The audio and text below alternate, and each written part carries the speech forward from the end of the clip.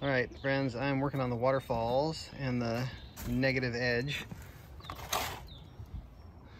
Water from the pond will spill over this weir, which will be covered, of course, then fall into the cistern, go down there. Anyways, I want to show you three things, three things that I'm doing to improve my waterfalls. And these are all tips that I've picked up along the way from people at, gardenpondforum.com and watching, Team Aquascape and Atlantis Water Gardens and all the pro pond builders and stuff. So number one, to make water go where I want it to go, you got to foam under all of these. Like if you want water to come this way, like I've got this big gap over here, this is all gonna have to get foamed in. But what I'm actually gonna do over here, and what you see right here, is this is a bib liner, and these rocks are just holding it down.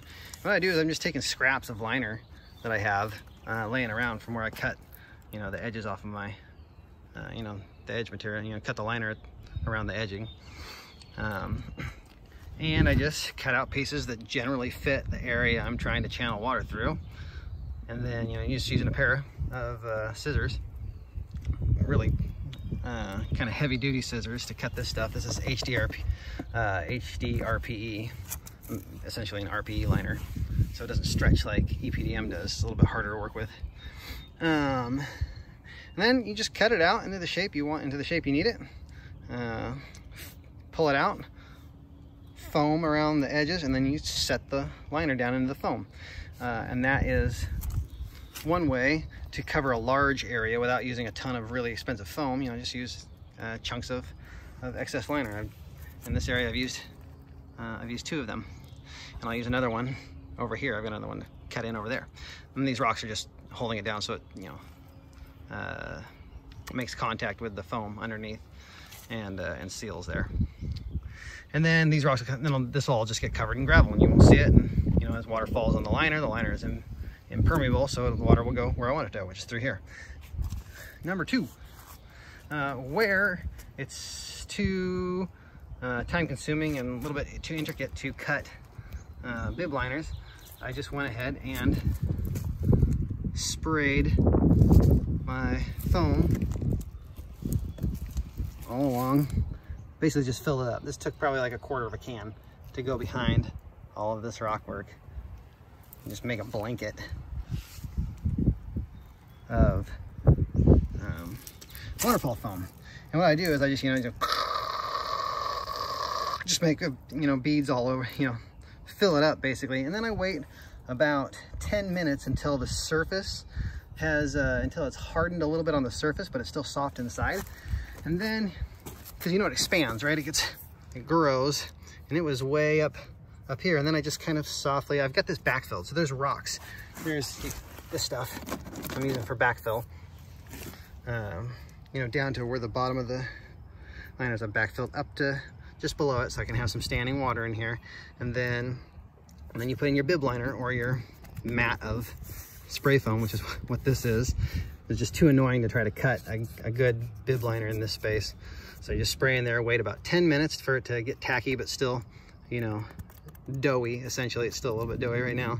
And then you can just press it down, and it kind of unfluffs it, right? It just presses the air out of the foam, and you can press it down into kind of a thin sealant. And it's not perfect. None of this stuff has to be perfect. It just has to get most of the water where you want it to go. Number three is naturalizing the edges of my waterfalls. Let me show you a good one. I don't like that one very much. I might redo it. Right here.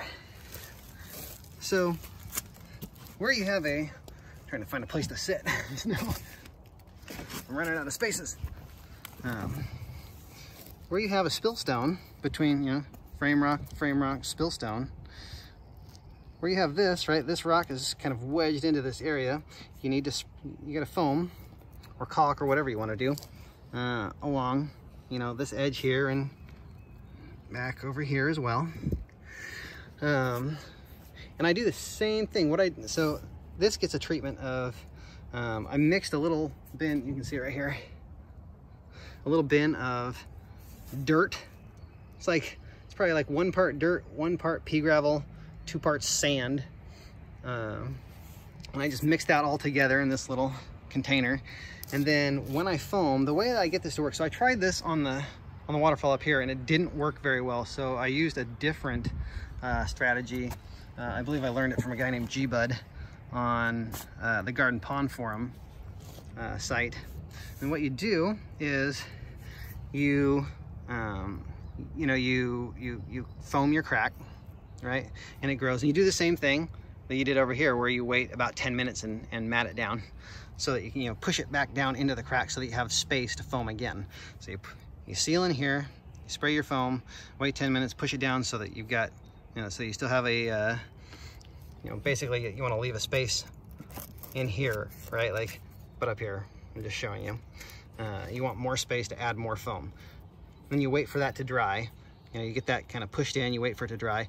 And then you just put a tiny little bead of foam along here, just the tiniest little one, and you immediately throw this stuff, throw this mix in there, and it sticks really, really well. What I tried before, what I tried the first time on the other waterfall that didn't work, is I would, I was doing it where I would just do one bead of foam, wait for it to harden so that I could press it in so it wasn't just, bubbling out over the rocks looking funny. And then pushing this mix into it. And that didn't work very well because once it forms a skin, nothing really sticks to it anymore. It's got, once it's got a skin on it, it's really hard to get anything to stick to it. It just doesn't really work. So this is a modification on that idea that works really well. You put your first bead of foam in, push it in, wait for it to cure. Not fully cure, but give it 10 minutes, push it in, give it another 5-10 minutes or something. You can work on other parts of your waterfall while you wait.